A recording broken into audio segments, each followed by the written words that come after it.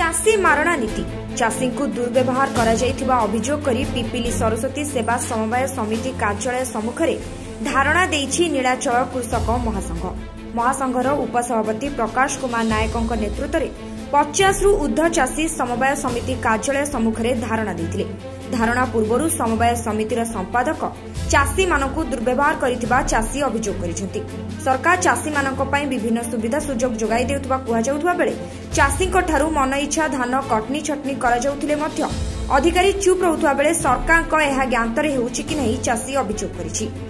गत किछि दिन तळे एही सेवा समवाय समिति रे चाषी धान बिक्री करबा पई आसीथिबा बेले दायित्व थिबा समवाय संपादक तांकु माड़ मारिथिबा ओ उभयक पक्षरु थानारे अभियोग करा जायतिला। आज एने समवाय समिति कार्यालय सम्मुख में धारणा देथिले चाषी।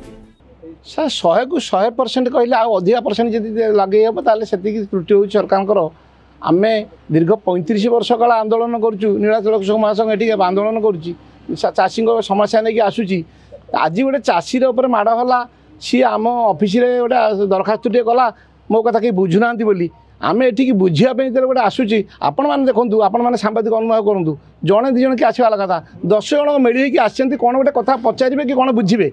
से सोसाइटी सेक्रेटरी कहूँ मुझे जानी मत ऊपर निर्देश आसनी ये गाड़ी कढ़ाबनी बसापी आपण मैंने ये अनुभव करें सरकार चाषी केमती सम्मान दूसरी आम अधिक कौन कह डीआरएस निर्देश न आसिले आम तो ये चाषी मैंने आसलु ना आपणकर टी सामान्य सम्मान बोध रहा कथा चाषी मैंने कि चाषी आसी कौन गोटे आलोचना करने सबू क्षेत्र में कौन आप डीआरएस निष्पत्ति नौ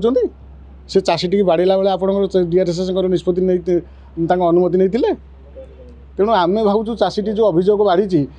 निश्चित भाव में सत्यता अच्छी आज दाबी रखीचु जेपर्यंत संपादन विरुद्ध कौन कार्यानुष्ठान ग्रहण करा नपर परवर्ती क्षेत्र में आम आज केवल आंदोलन करूँ केवल सम्मान्य विधायक को सम्मान दे आम आंदोलन को ओहरी गलु संघ निष्पत्ति नेला जेहेतु आमर सरकार विभाग जड़े विधायक ये रही सहित अनुमति बिना अनुमति आम ये आंदोलन हठात करवा आम पाखे ठीक हम ना सब ना सेमती आम किसी कम्प्लेन आसनी समस्त चाषी आम सुरखुरे धान बिकी आमर 840 चाषी धान दे सारे टार्गेट 36,000 क्विंटल किना सारा बंद नहीं तो आमर तो धान दे सारे आम तो एबे रिसेंट क्लोज है हम तो धान बंद नहीं मंडी चलता मंडी प्राय आम सबुदिन होता ना ना मसेला बंद नहीं बड़ा 400 क्विंटल अच्छी